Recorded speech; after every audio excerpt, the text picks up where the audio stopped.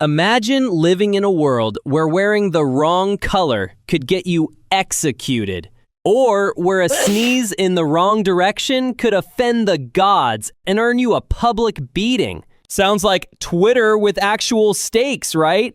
Welcome to ancient times. Let's take a snarky little trip through the most batshit insane laws that somehow existed, were enforced, and in some cases are still technically around. Let's start with ancient Greece.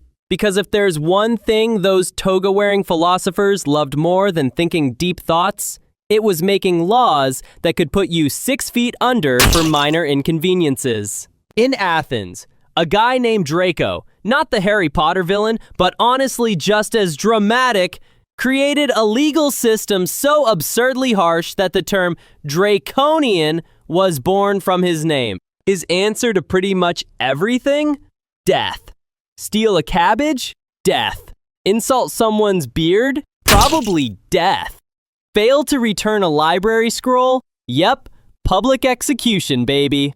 The guy was like Judge Judy on steroids, without the sass. And people back then were like, this seems reasonable. Now, over in Mesopotamia, shout out to Babylon, things weren't any better. Hammurabi's Code, one of the earliest written legal systems, was basically a 282-step guide to overreacting. It was the ancient version of an eye for an eye, but with the intensity turned up to biblical levels. If a builder made a house that collapsed and killed someone's son, guess what? That builder's son had to be killed. Like, what did the kid do? He was probably out playing with a rock, completely unaware that his dad's shoddy craftsmanship just signed his death warrant. Justice? More like generational trauma. And speaking of trauma, let's swing by ancient Egypt, where things got delightfully unhinged. For starters, adultery wasn't just frowned upon. It was full-on Mortal Kombat punishment. If a woman cheated on her husband, she could have her nose sliced off. Because apparently, without a nose, you're no longer sexy. Men could cheat too, of course, but their punishment was, brace yourself, less nose removal, more, go sit in the corner and think about what you did. Equality didn't exactly exist when one gender could lose a limb and the other got a slap on the wrist. But don't worry, it gets worse. In ancient Egypt, killing a cat, even by accident, was punishable by death. Not a fine, not community service. Death. These cats were considered sacred little murder gremlins, and if you so much as looked at one funny, you could end up buried beside it. There are actual records of people being executed for running over a cat with a chariot. Can you imagine the trial? Did you or did you not squash Bastet with your wooden death wheels? It darted into the street, I swear. Cue crowd gasp and instant execution. Moving east to ancient China, things got oddly specific. There was a law that banned time travel, no joke. Now, obviously, nobody in 200 BC was out here driving DeLoreans through dynasties, but the law still existed. More recently, even in Chinese TV, time travel stories were outlawed for distorting history because fiction is apparently dangerous. But back in the ancient dynasties, it wasn't just storytelling that could get you killed. Wearing certain colors, like imperial yellow, was a literal death sentence, unless you were the emperor. Imagine buying a cute new robe and then realizing, oops, this shade of gold might get me decapitated. Let's take a break from authoritarian madness and head over to ancient Rome. You think a society built on roads and wine would be chill, but oh no.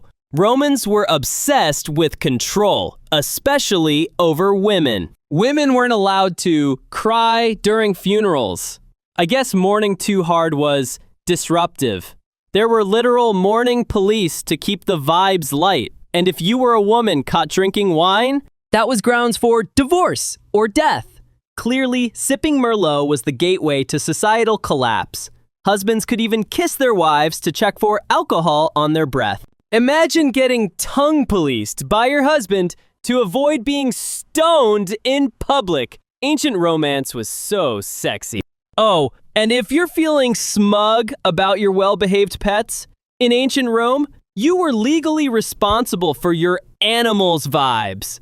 If your pig broke through a fence and caused damage, you had to pay damages or kill the pig. Even worse, if someone tripped over your goat, you were liable for their medical bills. Makes you think twice about goat ownership, huh? Let's talk about Sparta for a second.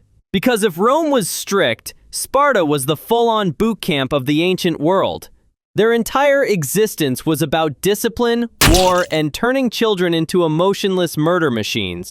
There was a law that if a baby was born weak or deformed, it could be legally thrown off a cliff.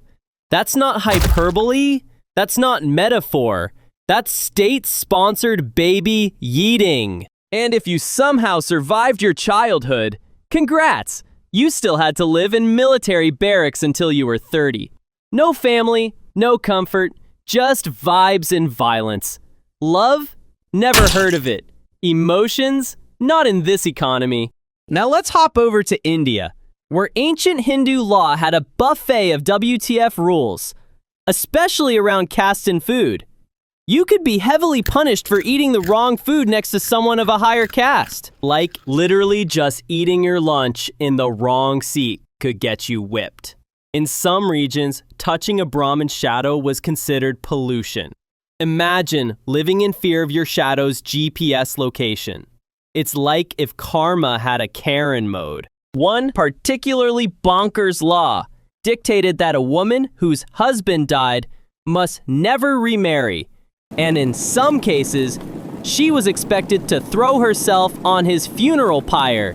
This practice, called tai, was technically voluntary, but we all know what that means when peer pressure and public expectations are involved. Nothing says forever love like forced self-immolation. Over in Japan, things weren't exactly chill either. During the Edo period, there was a law that said if a commoner even looked at a samurai funny, they could be killed on the spot. No trial, no questions, just... Oh, you blinked aggressively? Off with your head. It was basically ancient stand-your-ground laws, but with swords and zero accountability. And if you spilled tea on a temple mat, that was sacrilegious vandalism. Imagine dying over a tea stain. Let's not forget medieval Europe, which was somehow both boring and psychotic at the same time. There were laws banning shoes that were too pointy because apparently people were getting cocky with their footwear. If your shoes were too long in the toe, you could be fined or forced to cut them off in public. This was the original fashion police, and they were not playing. Also, pigs could be put on trial. Yes, actual pigs. If a pig bit someone, it could be arrested, tried in court, and sentenced to death. They'd even assign a lawyer to defend the pig. Somewhere out there, a medieval pig defense attorney proudly argued, "Your Honor, my client merely followed its natural pig instincts." The fact that someone got a degree to defend farm animals tells you everything about how absolutely deranged Europe was at the time. And then there's the French medieval law that banned women from wearing pants. Not just discouraged, banned. Women had to get a literal permission slip from the police to wear trousers. Even for practical reasons like riding a horse. So much for liberté, égalité, and not freezing your ass off in a skirt.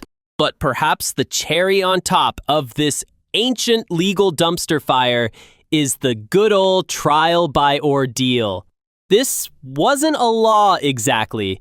It was a method of determining guilt, and it was peak medieval nonsense. Accused of a crime?